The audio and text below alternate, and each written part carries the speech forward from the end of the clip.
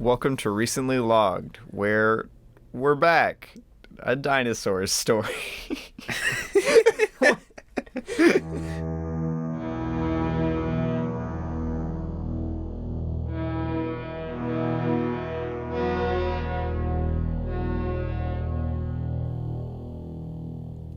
Now, I own many podcasts, distribute multiple episodes a week. I consider myself to be a podcast man. There we go. Ladies and gentlemen. Ladies and gentlemen. Wow. Okay. Well, hello, everyone. Hey. In case you didn't know, in case you don't know what the heck is going on, I'm dropping stuff in the Micah's studio. currently throwing stuff at our recording equipment as if to sabotage the third season, as if he doesn't want it to go well. Yeah. And shame on you, Micah. This is my livelihood. No, it's... Well, it might be after if I don't get working back after this quarantine thing. Micah. Dang. All right. Well. Hi. Welcome to season 3. Welcome to season 3. In case you're joining us for the first time. Forever, like ever. Ever. Who knows? I'm Robbie. And I'm Micah. And we're Monsters Incorporated. I did that like every week for a while. We're still and now doing he's it, stealing it. We are. I am stealing it. Anyway, we're a movie podcast where we talk about a special movie. Where we talk about movies. A special movie every week. Wow. And this season we're implementing some new stuff. We are. We may be talking about some TV shows at some point, some yes, movies, some just various different things. Because last season we had some fun. We did some special episodes. We even did a video game one episode. We did do a video game last season, so it won't be that major. it'll be a step backwards on the crazy scale to go to a television show actually. So yeah, we just want to keep the broadening our horizons. Yes, we want to try and change up the format as much as we can, just to experiment a little bit.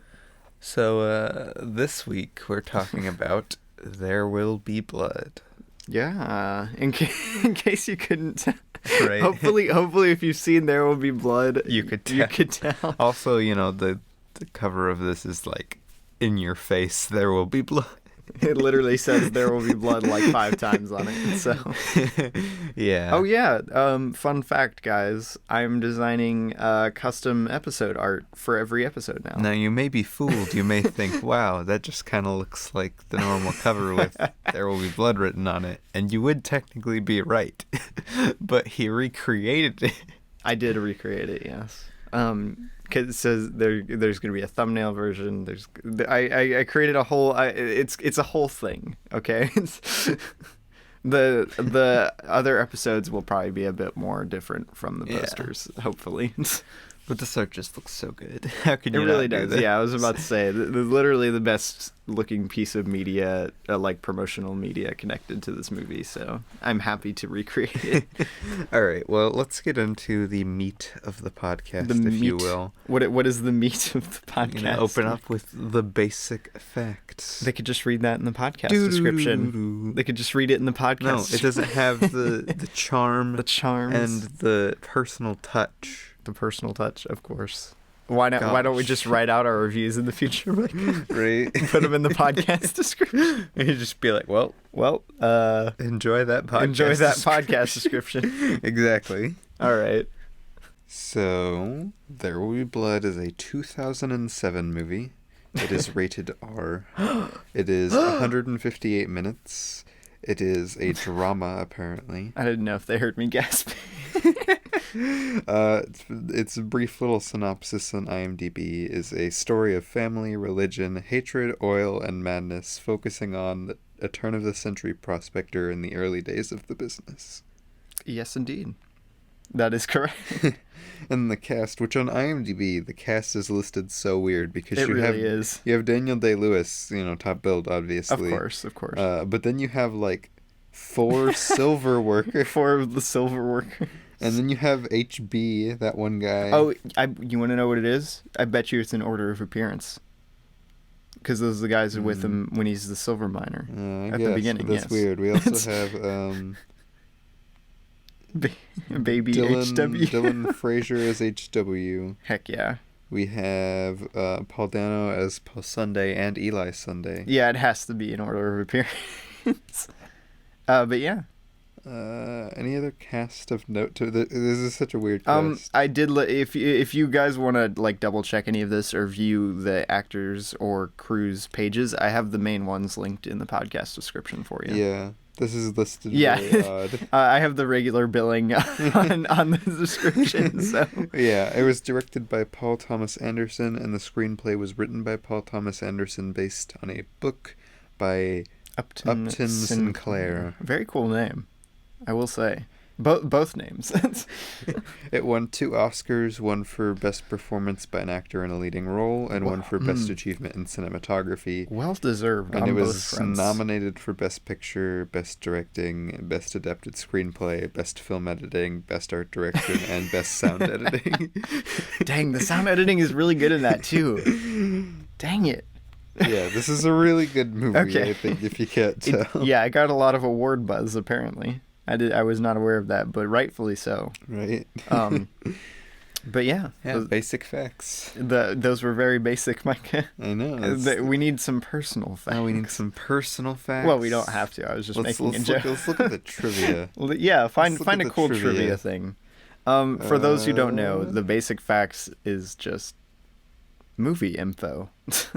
Really. Oh, that's cool. But at the beginning of our show, we realized that people didn't really know what we were talking about. So No Country for Old Men and There Will Be Blood were filming like right next to each other. And apparently the smoke from the oil rig fire delayed No Country for Old Men shooting because the smoke got in there. That's hilarious. It's just like downwind. Imagine being downwind of Daniel Day-Lewis as Daniel Plainview. I would not want to be. It's terrifying. See if there's anything else interesting. That's pretty funny though. Yeah, I didn't know they filmed so close to each other.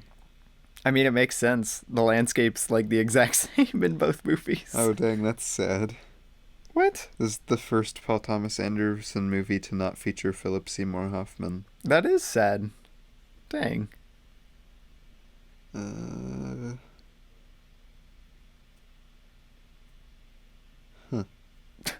Just, huh? This is a lot of stuff. Well, yeah, but anyway, guys, if you want to read some cool facts about There Will Be Blood, you can go to IMDb and go to the trivia section.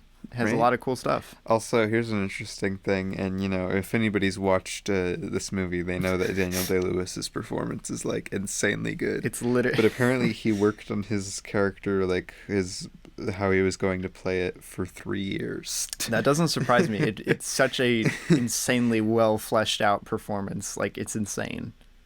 It's literally insane. Right? Like 3 years working on that, and it paid off so well. It paid off so hard, and I'm so glad he got an Oscar win from that. Right? He needed it. It's one of the best performances I've ever seen in a movie. Like, could you imagine the outrage if he didn't get a nomination? Right? Even at I least? would be mad. I would be mad.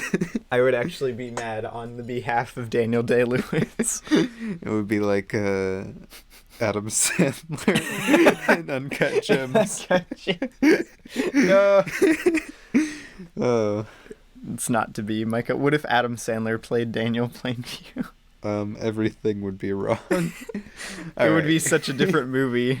I don't even know what would happen. Right? Like, even while we were watching this, Ruby mentioned if Robert Pattinson played Daniel Plainview. It's because he just reminded me of Robert Pattinson with the beard and everything. And, like, that could work. I don't think it would work nearly as well. No, it wouldn't be nearly as good. Daniel Day-Lewis. But, like, I could definitely, like, totally picture Robert Pattinson playing that character.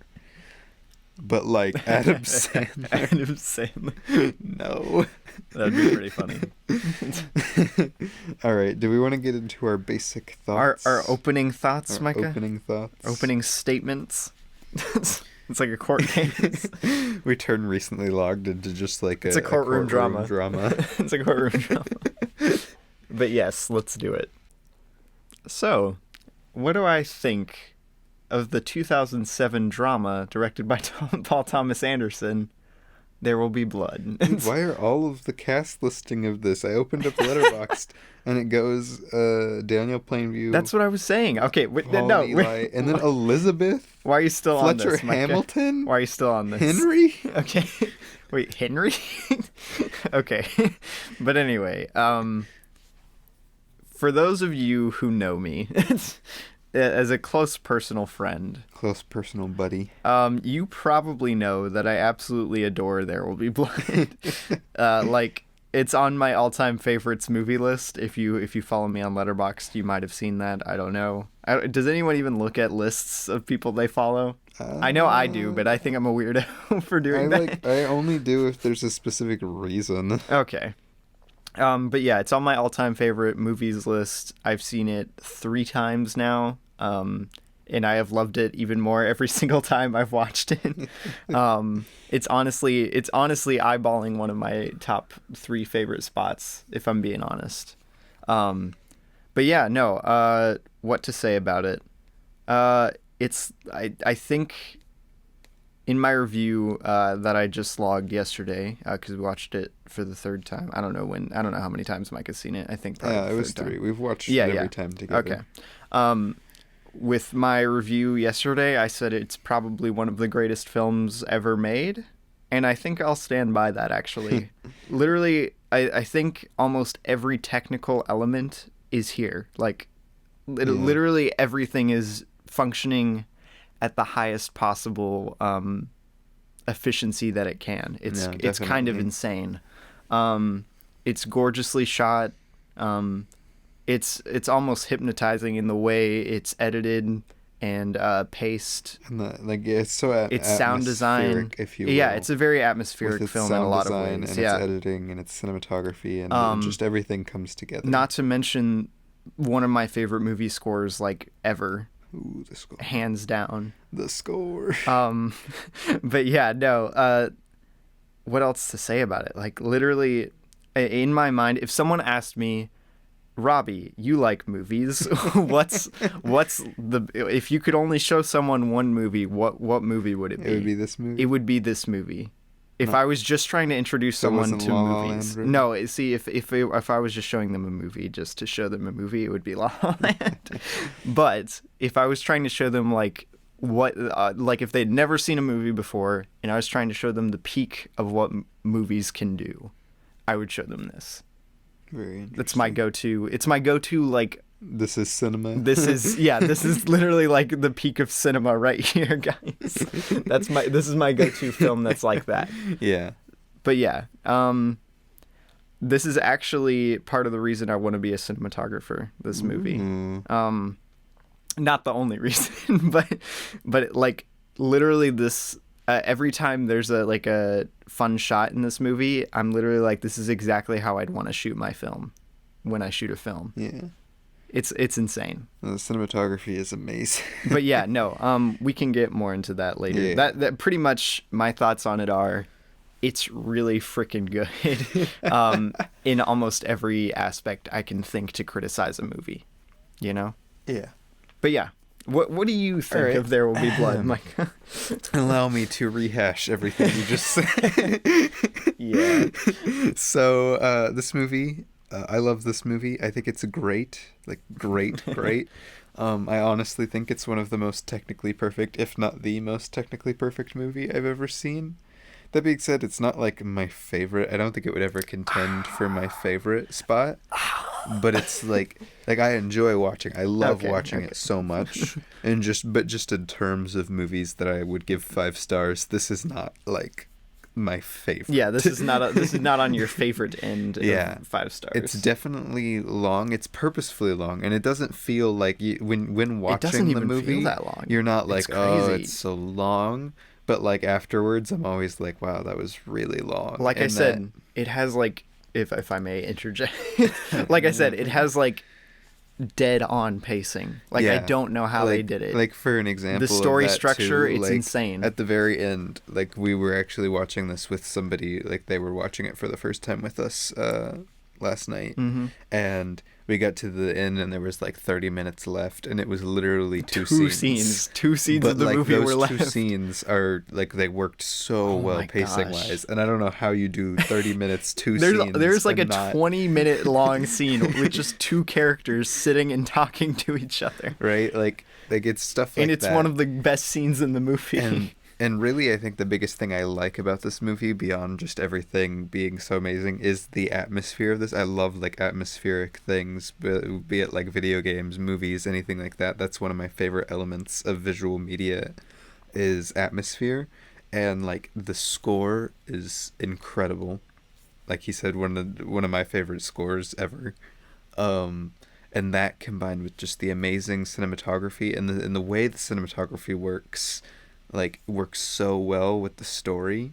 Like it leaves you at such like a distance but like a closeness at the same time. Mm-hmm. And it just adds this dread to the movie that works so well. It really does. And it's just like I think like the cinematography, the score, and then the performances from Daniel Day-Lewis. Oh my gosh, and I Paul didn't even Dano mention the are performances. just like insane. Daniel Day-Lewis, we already mentioned that he deserved the win like for that's best one actor. of the that's one of the best performances. Like his line deliveries are absolutely incredible. It's insane. Like and some of them, like the way he says stuff is funny, but it works so well.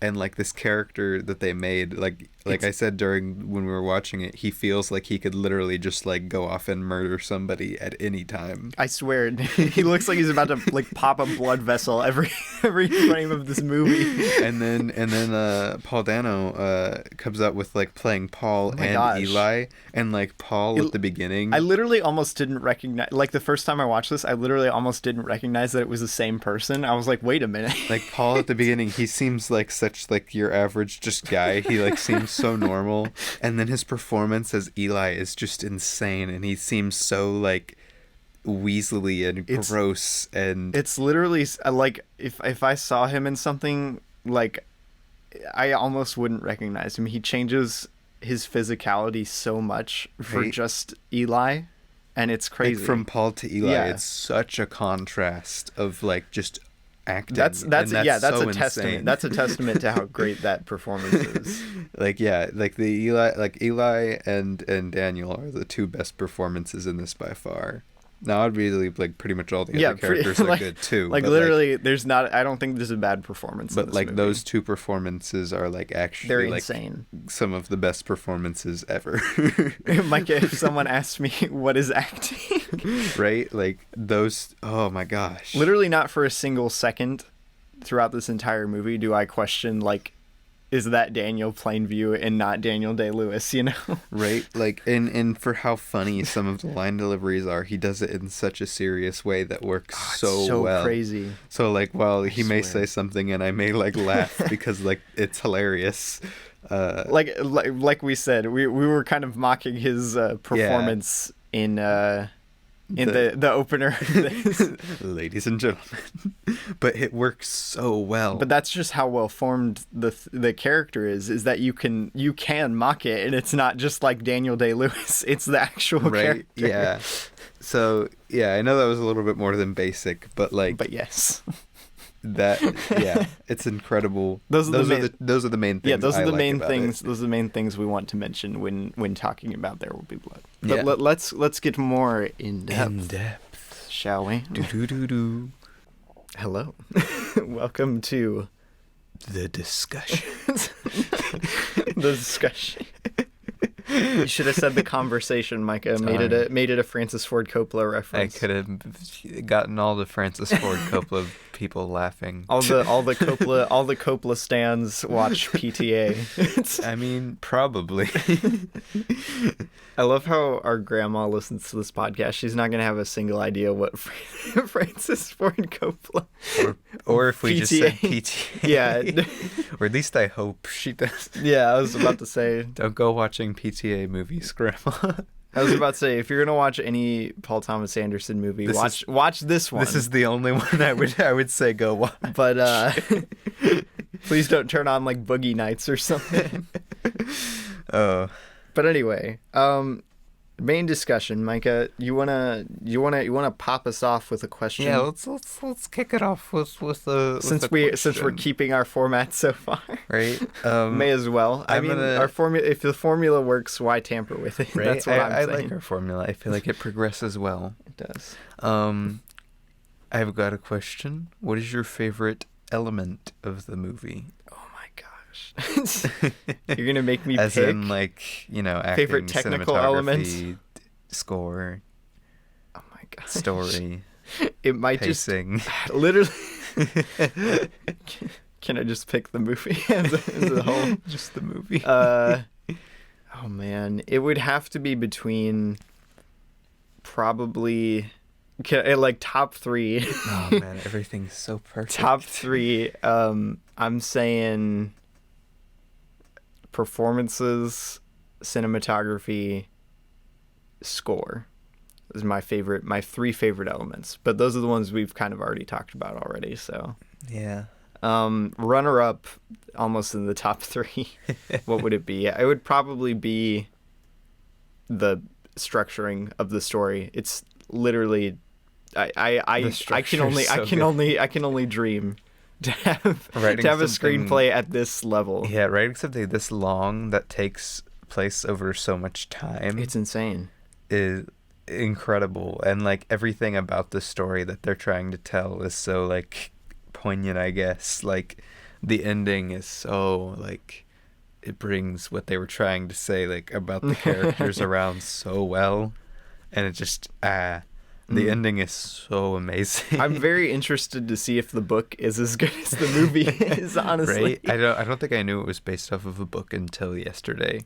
Yeah, no, I didn't know and either. I saw the based on book thing on Netflix. It kind of makes sense that it's based on a book, though. Something spanning this long of it. Like, usually movies try and keep it a timeline relatively short. Like, speaking, like, short as in, like, a time period. But this one goes through the entire turn of the century. Yeah, it spans from 1898 to 1927, I think. Yeah, something like that. But yeah, no, it's crazy. What are your favorite elements, though, Mike? Well, if you had to pick some technical elements that you just couldn't live without. Obviously, the acting, the performances are just incredible.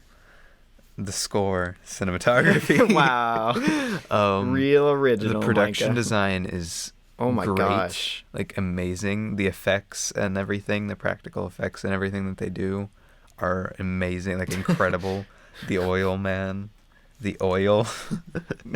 Daniel's monologues. The monologues. Yes. So like the dialogue just throughout is insane. I love the dialogue in it because it's not a super dialogue heavy movie. There's almost nothing said for the first like 20 minutes of this. I don't know, like if you know me and you know the way I like writing and the way I like stories, I love lack of dialogue in movies. I think it's like the best thing that movies do is have minimal dialogue, and then like the dialogue they do have is like so perfect. I was about to say the dialogue in this movie is always A, character revealing, and B, actually engaging to like watch. Yeah, like I was about to say, like everything about like the individual character's dialogue goes like straight to the character. Like it says so much about them. Oh yeah, this is actually one of my favorite screenplays because almost all of the dialogue helps build the character more. Right, like the Daniel Plainview's dialogue like is insane, especially Daniel's. Like it's from like his speeches to everybody and everything how they're he says is on character, and then like to how he opens up to Henry and everything he says is just like so insane. And like I love how he brings back like how he says to him like that he built up his hate little by little, and then he brings that like they bring that like line back at the end with HW. And it's just like the dialogue is insane. It's so good. Dang. But yeah, the sets are amazing. I didn't even think about the sets. They're literally it's so good. The oil rigs, they look sick. It's a testament to the cinematography too. right? Like, because you can have a killer set without it looking good. right? You can just shoot it really terribly. But the cinematography is like perfect for everything in this. It's insane. Basically, all we're trying to say is with our little review here is this movie's perfect. Yeah, like, I don't know if you like I said, I've seen a lot of people, and I haven't seen anybody who hasn't been like, oh, the technical side is terrible.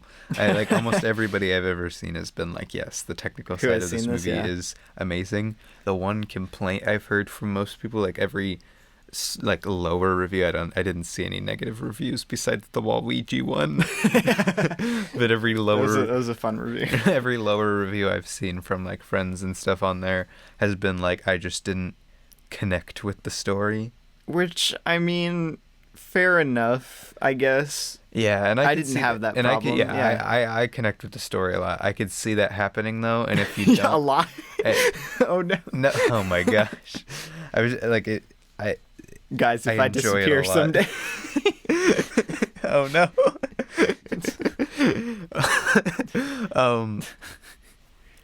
You lost my train of thought. I'm sorry. Like our mom doesn't like. She's like I like the technical side is good, but she doesn't like the story. And I can see that. Like I see just like not liking the kind of story. You can have a different taste in stories. But that doesn't. I don't know. Like even then, I don't think you can argue. It doesn't change the fact that the technical side of this movie is just insane. I could understand even more if it didn't have anything to say and it was just a really nicely shot But it does make a statement and it makes it very poignantly. Yeah, and everything draws into that statement from like literally the word go. Yeah, literally from like thematically. Plot wise, it all feeds. It's so funny too because I wanted this, like I thought that this, like the feel of it feels like one of those based off of a true story things. And then I'm like, no, everything in life doesn't feed this well into itself thematically. Right. No, that doesn't happen like that. You don't get the random baby child. The random child. No, the opening, like the entire probably like 15-minute opening with no dialogue is it sets up the story so well. It sets up the themes so well, and you don't even pick up on it like as much if you haven't watched it before. No, rewatching this is so good. Yeah. Like I said, it's just gotten better every time I've rewatched it. Anyway, do you have a question since we've been on this one question? I do have for a question. Forever. Okay. How do you feel this movie handles its themes of religion, Micah? Wanted to spring this one on you. Well, because there's literally as a church man myself. If you look at the graphic on your screen at the moment, podcasters and YouTube listeners, there is a cross. Yeah, because literally on the front. Because the church is a big part of this, but yes. I think, and as a Christian, it's an interesting thing to watch, and it's a delicate thing. It is very interesting because I think it makes a great point for early churches. Oh my gosh, especially in like America, and how very cult-ish they were. And how, and the whole point was like that Eli is pretty much just as bad as Daniel. Yes. And I think that side of things is like great, how the church was, and I'm not bothered by also, that at all. Also, Micah, fun fact, they shoot them in the same way. Like there's a lot of mirroring shots between Daniel and Eli throughout the entire movie. And I think like that stuff is great. I love all the scenes in the church itself are incredible. I just love that. Imagine having the acting chops to pull off those scenes. I would lose it. Man, like I said, their performances are half the reason I want to play a villain in something. Wow. But like, yeah, I don't know. I think it definitely gives an interesting look at religion in terms of like Daniel's personal views. Exactly. And I really don't think there's too much else to comment on like criticism of religion because like there was some messed up churches. I was about to say like it's pretty easy to criticize old well even current day church some church practices. Very easy to criticize because it's just so blatantly against what the Bible says. Yeah, and I love the like just certain lines that Eli says, like God doesn't save stupid people. Literally, while we were watching it, he was like, "God doesn't save stupid people." I'm like, just like Jesus would say. And yeah, that like, and I just think it's interesting, and you know, I don't have too much to comment on it as like the movie itself, but like in movie, I think it works really well for both like working as a character on Eli, and even working into the character of Daniel and how he'll do pretty much anything to succeed. Exactly. Even the stuff that happens in the church. It's crazy, man.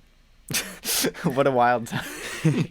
Like, yeah, I don't have too much to comment like on the fact that it's there, but I think it works super well with the story and the way they tie it back in the end and everything. I just think it's very interesting because, like, they could have chosen just about any industry for Daniel to be in, just because the main thing is he will be successful no matter what, kind of thing.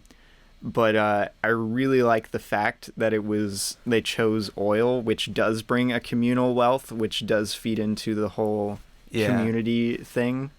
When you have an oil rig, to help, like you said, it helps the whole community. But I think the church is such a genius move on like what will be there to like along with him, because you can't just you couldn't just have Daniel. If the church wasn't there in the movie, it would just be kind of like, well.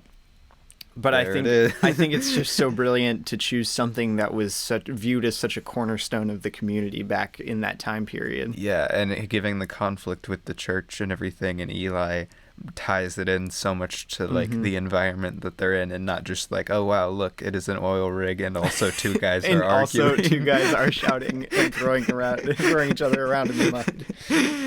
Instead, it ties in the conflict of the church and him not getting along with Eli ties in just as much as him getting his oil into like him being able to drill and put pipelines into the land. So, like I said, the screenplay is amazing, and everything ties into itself like so well. Like I said, Micah, if someone asked me to show them what a movie was, what it could do, this is what I would show them. All right. Well, I have a question. Because you could sit around writing an essay about this thing. You could write 1,000. You could just write. Yeah, you could write about this movie for like forever. There's so much to dissect. I don't think I would ever do a video essay on this, just because I would just be like, wow. Like this would have to be one of those video essays where you come in and you pick one specific thing. You have to focus on one thing. And those are usually short little videos, and you're just like, yes, this is how this does this really well. You focus on one reoccurring visual motif from this movie. You couldn't just be like, let's talk about all of There Will Be Blood. Let's talk about There Will Be Blood. You could do that for maybe Spy Kids, Micah. Yeah.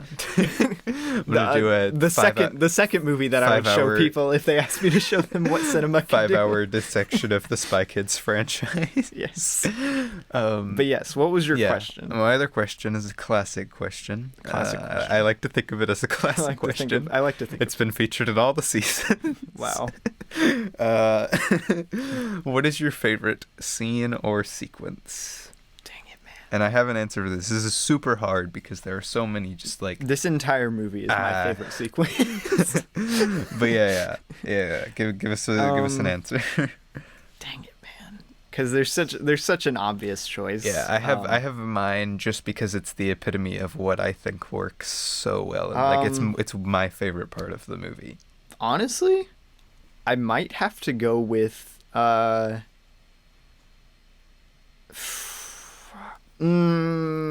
I am gonna go with the final scene. Yeah, it's such an easy choice though. It feels like such a cop out. I mean, that's like the come together of everything. Yes, the dialogue's insane. I mean, the milkshake. runner up scene would have to be the rig fire. Dang it! Stealing mine. It's so freaking good. Yeah, one of my favorite parts of the score too. Yeah, no, and I was going to talk about this. So like I said, I'm a huge fan of atmosphere in movies, and also dialogue being not very much, but also super poignant when it's there. Mm-hmm. And this is just like everything. I think it's the best cinematography in the entire movie. Oh, no. I think it's the score. That sequence is gorgeous. I think it's the score going the hardest. And like starting from when they first like get the gas leak to the fire and everything, that whole sequence is just insane. It's like and when the fire's at its peak and the way they naturally brought the lighting down and then lens flared the fire all the way around to just be like silhouettes. That's one of my favorite shots. And that shot ever. of Daniel standing there right before he asks if HW is okay. Like that is literally probably my favorite shot ever in a movie. It's so freaking good. Like, it's so beautiful is the only way to put it. And that's really like obviously like that's really the inspiration for the art that is used in this, is that contrast for the red of the fire. Orange, yeah, it's an orangish red. And the black, and it's just like the score isn't the score they're called There Will Be Blood, that track? I think so. Yeah. I'm pretty sure. And it's just like, and it's like, it's just so good. It's hard to describe how amazing, and the atmosphere in that scene, which is also a testament to how great of a movie scene it is, and the way it brings the character. It's like someone said, screenplays are meant to be watched, not right? read. No, yeah. And like the way it brings the character around, like one of my favorite lines in the whole movie is is HW okay, and his no, it's not. No, he is not. And then like he's still smiling about the oil, and I'm like, oh, it's so good. And he's like, why the long face? We're sitting under a whole ocean of oil. No one can get at it but us. And I'm like, like it's just like obviously my runner-up is also the end scene. Yeah. But that scene. So just reverse the order. It's literally my favorite, probably my favorite scene in any movie ever.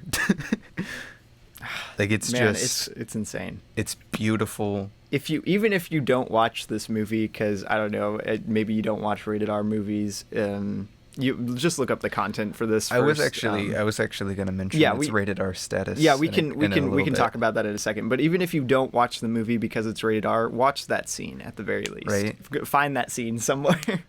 Yeah. Because it's worth it. Dude, that's wow. But yeah, actually a good little segue, because I wanted to talk about the fact that it was rated R. Yeah, we're doing our second ever rated R movie on the podcast. And how interesting it is that it's barely rated R, like how little it's rated R for. Yeah. Because I think I've seen PG-13 movies with more violence in it than this. It was so funny. We turned it on last night, and we watched it with one of Micah's friends that he had over.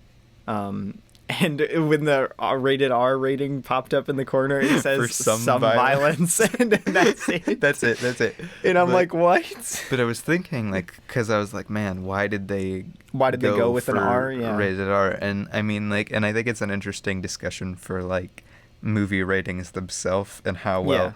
Because I don't think this movie would have done as well, just period, if it was rated PG-13. I literally think they could have just rated it PG-13. Oh, they could have. They probably could have.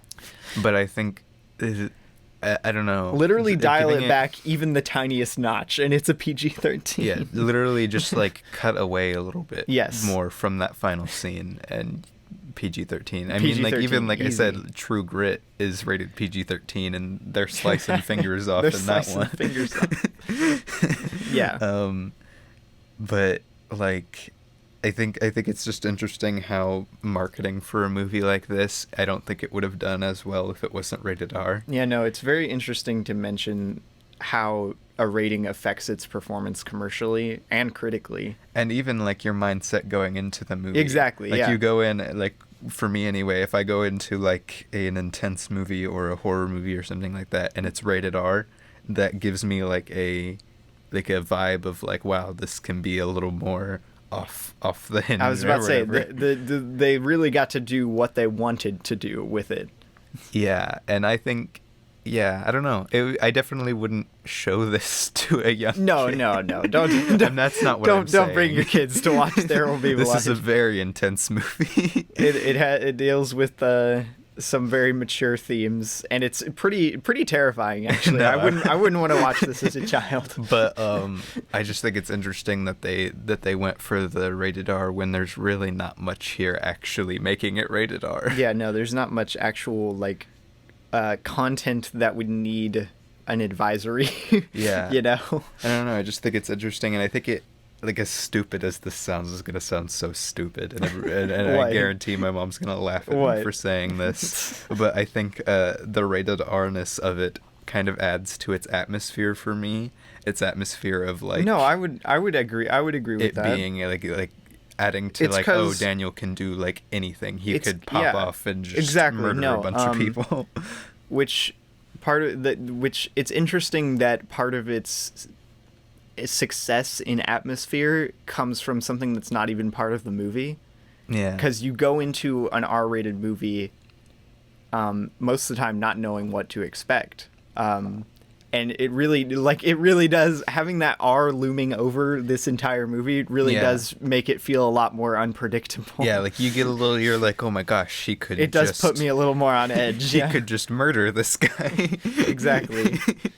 And like Haley, when she was watching it over here, like when he did the threat of like, you know, cutting the guy's throat, and then later in the restaurant she was like, oh my gosh, he's about to cut the guy's throat right here in the restaurant, because you have this expectation of him because like they could do that. Exactly. Like a lot of other movies, like PG-13 movies, wouldn't do that. They would probably use, like, if they were gonna have him murder him, do it in a different place and like not on screen or something. Yeah.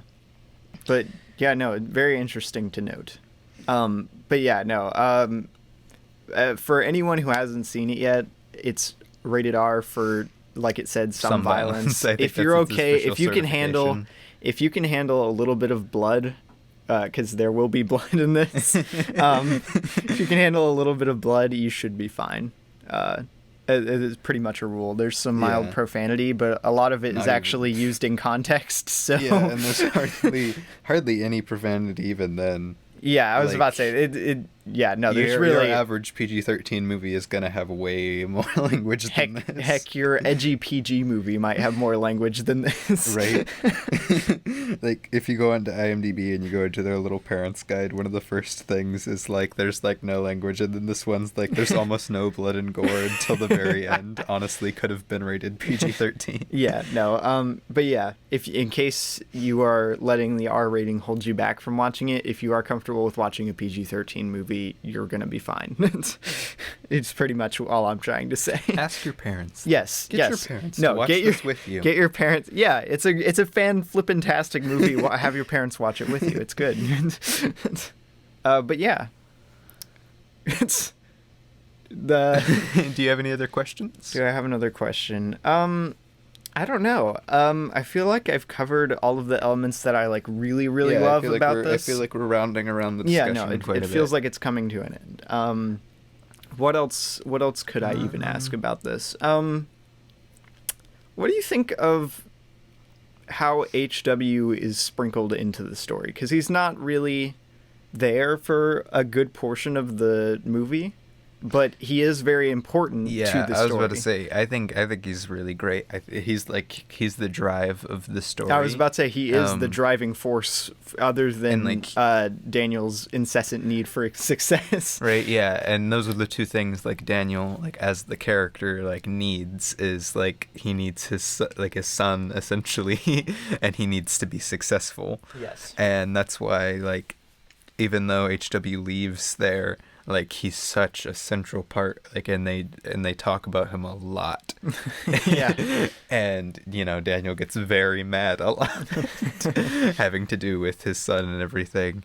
And no, I think it works great, and I love the way it comes down to the end, and I love the little flashback scene of scenes with him when he's talking with adult HW, and I think it's just a great character. I think it's very interesting because me and my very, very amateur screenwriting would want to put him in there more. which I feel like would drag it down quite a bit. It probably Actually, would. it doesn't. It doesn't more make clunky. clunky. Yeah, I was about to say it would make it more clunky, and it wouldn't make Daniel's revelations as potent while he's gone. Yeah, HW is really not, like, quote unquote, he's important, but he's not important to be active. The reason he's important is because he's important to Daniel. Yeah. He's not important as, like, a character. Yeah. He doesn't need to be doing a bunch of stuff in the context of the story. Yeah. Very interesting not like very interesting, but Very interesting. Very interesting. Probably the most interesting thing in the whole movie. I just think it's interesting that Mary and him end up getting married at the end. Yeah, and it's so weird. Spoilers, sorry. It's so weird. It's pretty obvious, though. The relationship Daniel has to the kids, and like the way he is with like Mary getting hit by her dad and everything, and just the way he reacts to all of that. It just adds so much layer to his character. A thought this time. I'm kind of wondering if they were implying that it was Eli, actually. That would make more sense. Because she says, and then HW says, I don't know. It would make more sense that I was about to say, when we got to the one scene in the actual house, like the dinner scene, and Eli with Abel and Eli leaps over the table. Yeah, I was like, I wonder if it was actually Eli. I never thought about that. Yeah, but it would make a lot more sense that Eli was the one who actually, which would make even more sense for him bringing Mary up instead of Eli for the exactly. Interesting thoughts. Also, she wouldn't say that it was Eli because he's the pastor, right? Kind of thing, Yeah. No. But it just occurred to me this last time watching it. That works. Like, that makes a lot of sense. You like my theory? I like that a lot.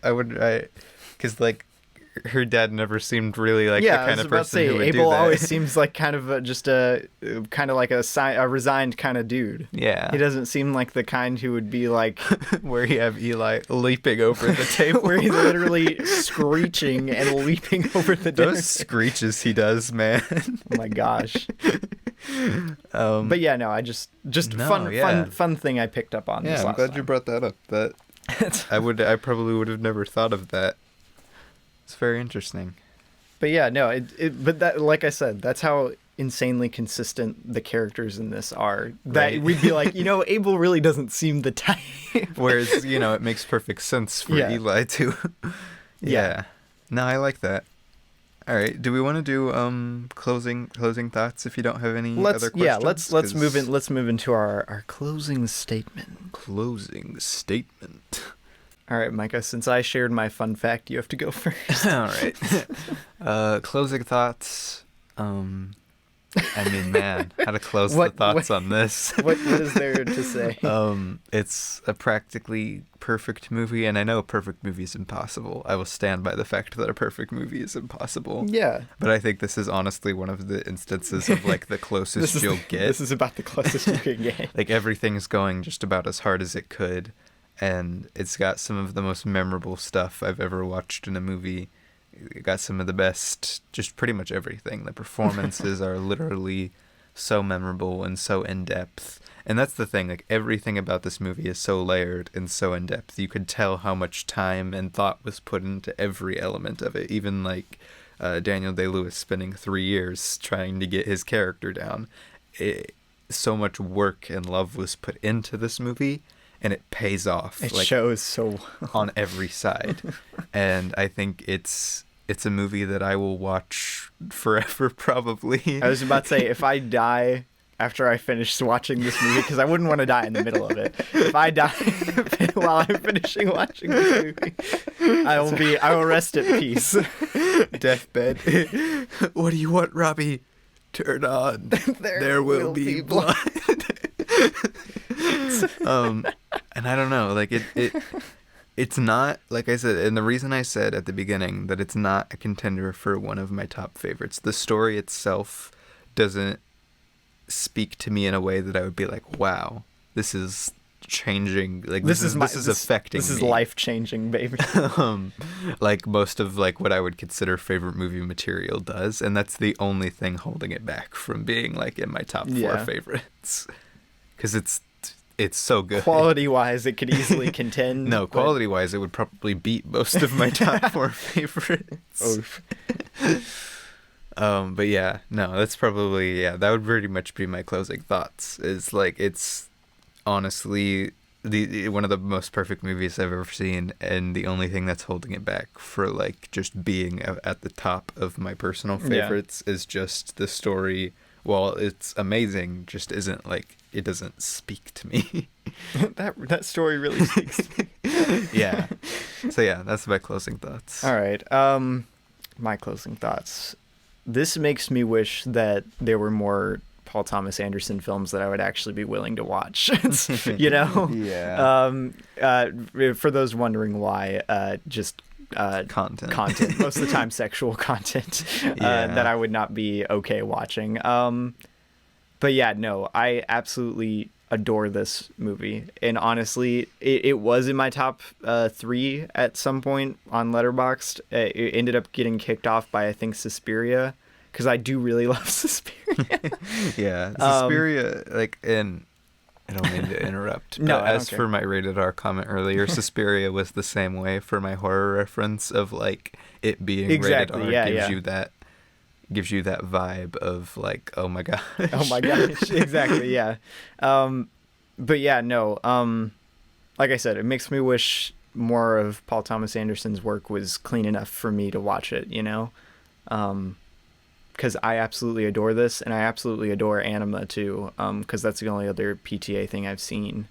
But honestly, like I said before, I think it's one of the greatest movies I've ever seen. I know that much. Yeah. And I think probably one of my favorite, technically speaking, films to come out of like American cinema in general. Right? And this it's is so crazy. It's a nice achievement for them. And I don't know why this is so crazy to me, but that it was like it came out within my lifetime. Yeah, no, it's I don't know why that's it feels so crazy to timeless. me. It feels like a piece of art that'll be around for like forever. Like mid to late 2000s movies usually feel very mid to late 2000s movies. But this is like, if I watch this besides technical stuff that just couldn't happen earlier in cinema, I would just be like, yeah, this could have come out anytime. It could have come out like yesterday, and I would have been like, yeah. It's such a timeless movie. It feels timeless because there aren't any like special effects or anything that are going to age this, because most of it's practical. Yeah, pretty much all of it's practical. Yeah. It's just fire.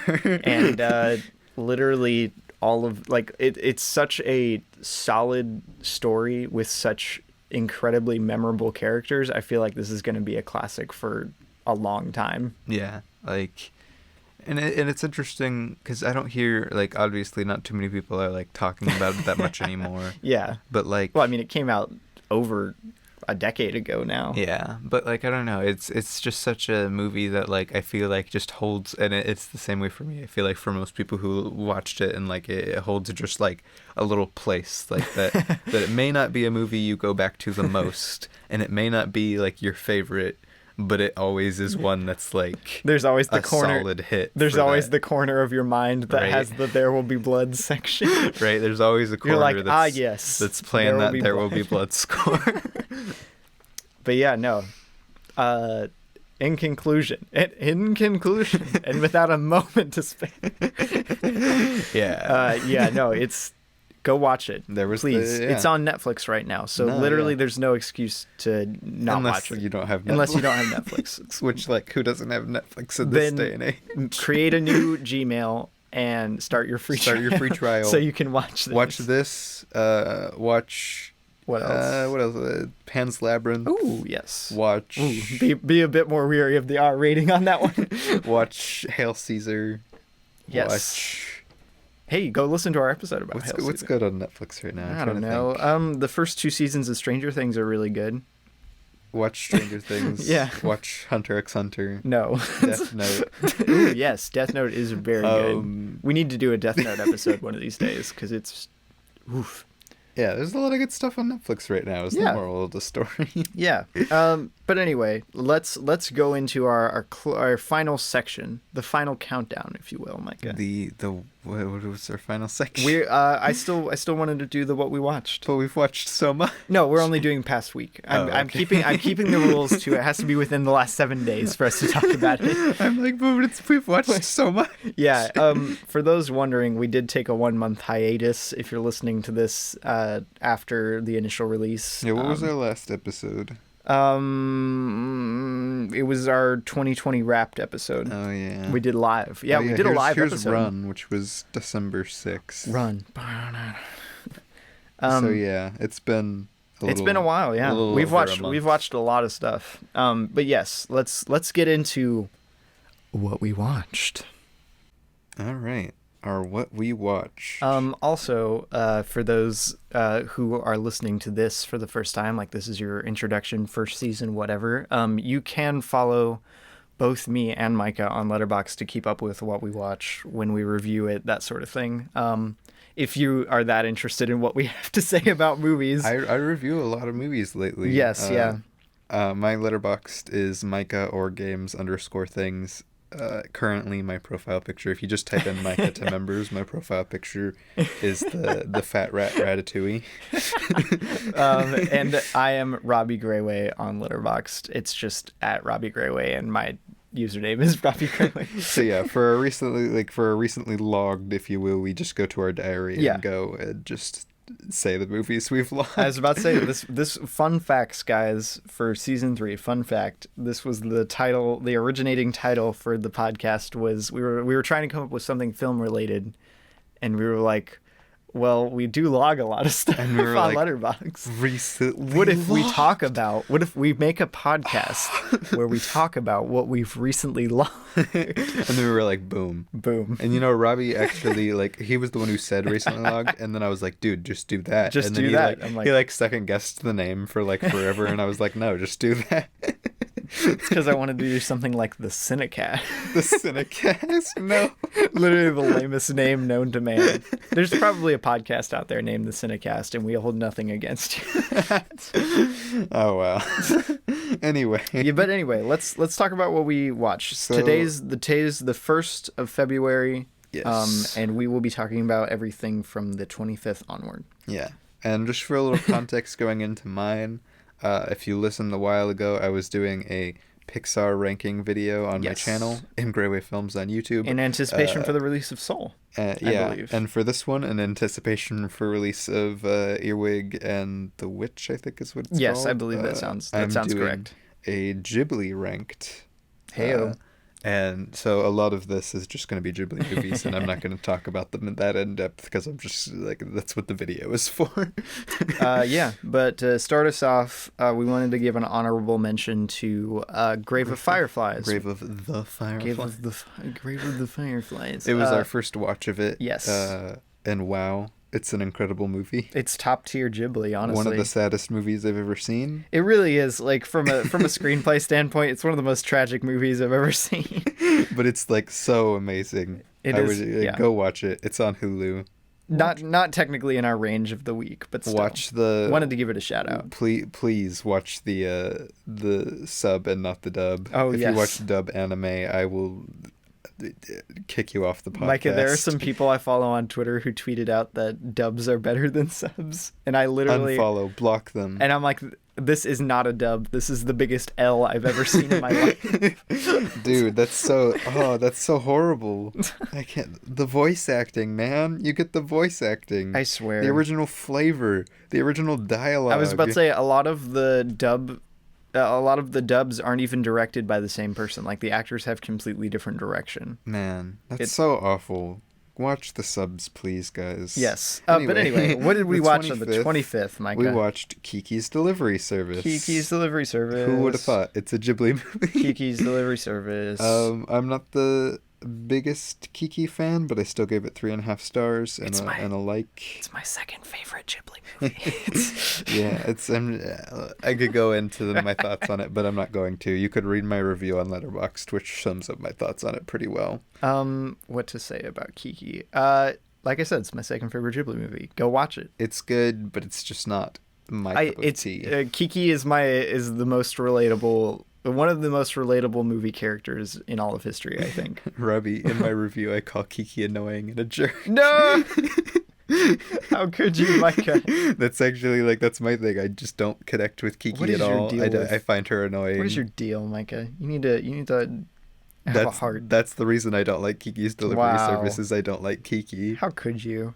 But anyway, after that, I watched on my own. Well, not on my own. I watched it with my mom. We watched Troop Zero, which came out in 2019. I was going to say last year, but it's 2021. Those Amazon originals. It's an Amazon original. It looked vaguely interesting, and it was vaguely interesting. It's like literally the definition of a 3-star movie. It was nice. It was pretty well shot. It was just fine, pretty much just fine. Although the climactic scene of the movie really caught me off guard, in a lot of ways. And I don't know if I necessarily recommend that you watch it. Wait. I haven't watched the movie. What? Do you want me to tell you what happens? Yeah, after the podcast. Okay, I'll tell you what happens after the podcast. All right. But yeah, I still gave it a like. I liked it. Fine. It was a fine movie. On the 26th, we watched Free Solo. It was my first viewing of Free Solo. I've been trying to get you to watch this for I've been trying to get you to watch this all day. Actually, it has been almost 3 years since this released, Micah. Wow. Well, you didn't watch it until like 2 years ago, so... Anyway, Free Solo. It's very, very good. My favorite documentary. Wow. It's really good. It's not my favorite documentary, but it's very, very good. I think I put it. My review for this was I relate to this guy way too much, and I don't know how I feel about this.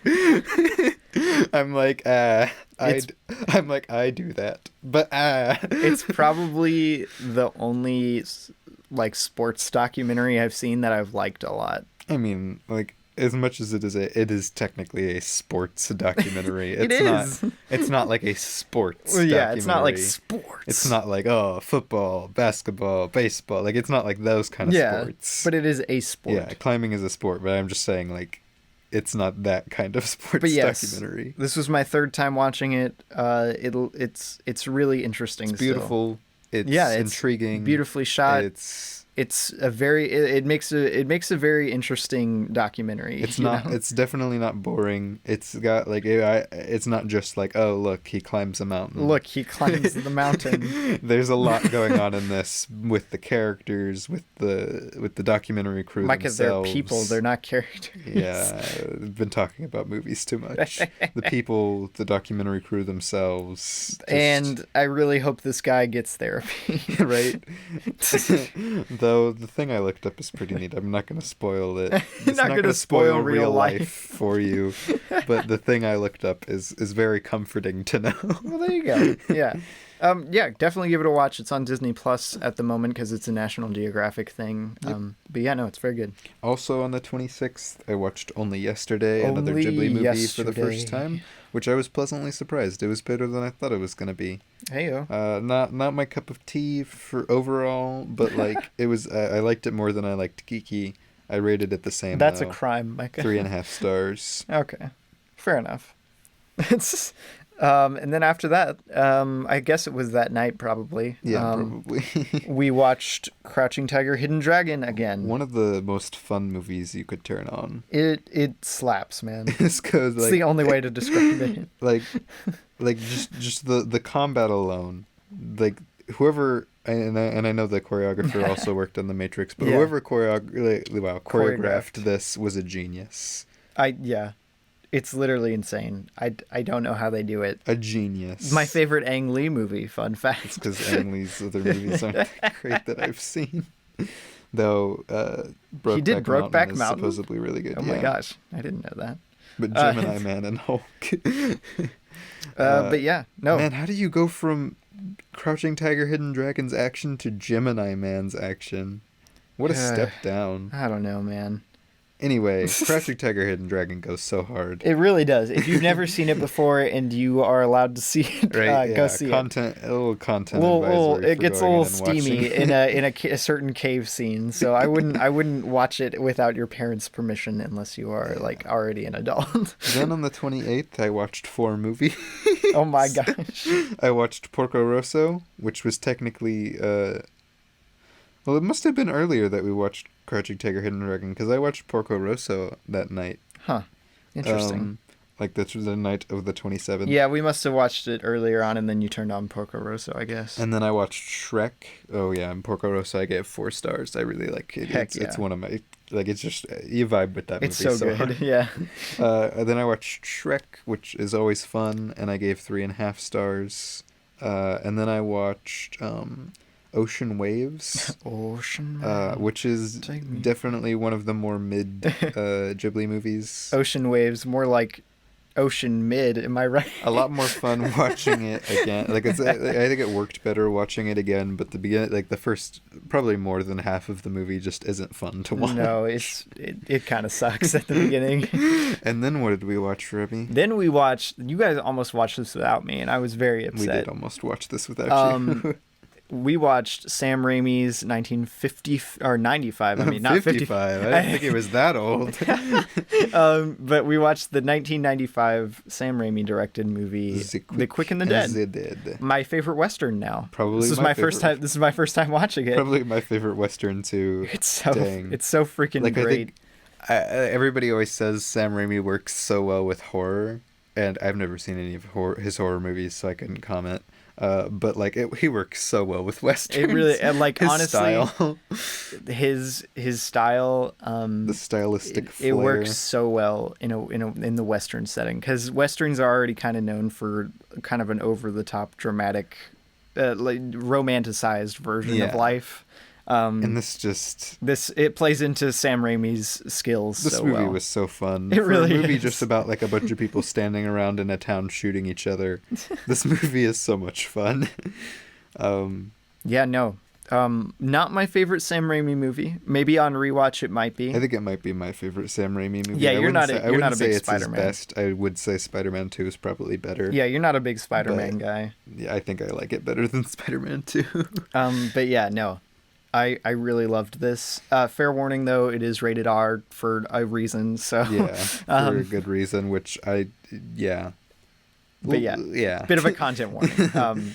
Make sure, like I said, IMDb, the parent's guide, is your best friend when it comes to seeing if a child is okay to watch a movie. Yeah, and Recently Logged podcast, I fully endorse the IMDb Parents Guide and occasionally Common Sense. They're a little worse with it. Yeah, because it's just one person reviewing the content of a movie rather than, because IMDb, the Parents Guide, crowdsources it, and I find it's a lot more reliable. If you ever want a good laugh, go on to Common Sense and look at the parents' reviews. Parent reviews, no. Because like you'll get people saying that the Lego movie should be 18 plus. The Lego and they'll movie leave should a have whole been rated review R. for it. And it's hilarious. And not that they should have made a rated R version. It's that the version that exists should be rated R.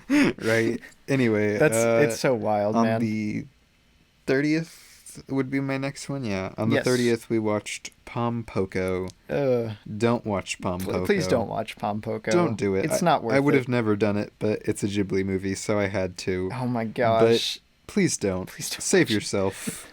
One of my friends, actually Haley, when she was over yesterday, we were talking and I was like, don't watch Pom Poko, and she was like, why? And I opened up the poster and I was like, I think you can tell. Oh my gosh, it's so, guys, this is one of the grossest movies I've ever seen. This movie is, I think, the grossest movie I've ever watched. Well, no, Osmosis Jones still holds that title. Yeah, just because it's live action. But yeah, no, this the is sound design, Ruby.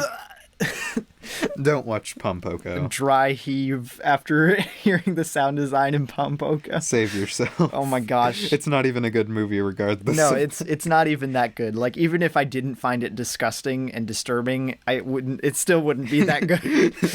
They narrate like the whole thing. Oh my gosh. I gave it 2 stars. Oh, by the way, I gave The Quick and the Dead 4.5.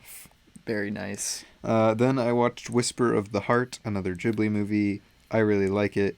I gave it 4 stars. Not as good as Porco Rosso, but still great. Well, there you go. And then the next thing I watched was There Will Be Blood. Well, me too. Whoa! What a coinky dink. Yeah, but you have one more movie to talk Yeah. After we watched There Will Be Blood, Haley went home, and we turned on another movie that Micah left for. I think he just went to bed. I don't remember. No, I was watching YouTube. Yes. I wasn't paying attention to the movie at all, so I was tired, and I was like, I'm gonna go to bed. Found out that this is actually a series. It's in a series of like one of those like mid-30s crime series movies. There are like 15 billion of them. But this is the Kennel Murder Case, 1990 or 1933, not 93. We turned it on because it was short. It felt long. It's pretty mid-tier in most respects. Yeah. You can watch it on Prime though, I guess, if you really want to. It was fine. It has the guy from Thin Man. Yeah, I don't know if you guys have ever watched any of those movies. I watched one of them and didn't like it very much. But yeah, no, not great. Worth mentioning, I guess, though, because I watched it. But yeah, that's what we watched. That was our week. There we go. That was our week. The last week of January of 2021. Heck yeah. But yeah. Thanks for listening. Thanks for listening to the season debut of Recently Logged. If you have any suggestions for what we can change, we're looking to improve. Micah. Or if you have any suggestions for movies, yes, give us those. We won't do some of them just because content. Yeah, exactly. Like I said earlier, we got suggested Once Upon a Time in Hollywood, and as much as I wish I would watch, like it was clean enough that I would want to watch it. I wish it was clean enough. We're not doing. No, I wouldn't want to watch Once Upon a Time in Hollywood. But yeah, no. If you have any suggestions for movies or changes to structure, or you want to be on the podcast, we still have a couple of guests waiting. Yes. Still a lot of scheduling conflicts. Scheduling a podcast actually hard. The season debut was supposed to be with a guest, but a school, go figure, got in the way. Darn school. But anyway, you can go to our website, or my website rather, but the webpage for the podcast is robbiegrayway.com/recently-logged. It's linked in the podcast description. Or you can find us on social media, Instagram, Twitter. Facebook, Twitter, Recently Logged on all of those. Yeah, it's at Recently Logged, yes. But yeah, what else to say? I don't know. we used to, like, for a while we did a quote at the end of these, but then we stopped doing that because that was annoying sometimes. Because, like, there just weren't good quotes. Sometimes you just couldn't find a good quote. How about for the ending, Micah? What could we do for the ending? We could just say bye. I sounded like I had an idea you there. Did. We could just say bye. That's true. Yeah. Thanks for listening, everyone. Go watch There Will Be Blood, and we'll see you next time. Yeah. Episode 2. Who knows what's it? Who knows right? what's it? Season 3 could be anything. Who knows what it is going to be? We could be talking about books. There, I can speak now. Yeah. All right. Bye, everyone. Bye, guys.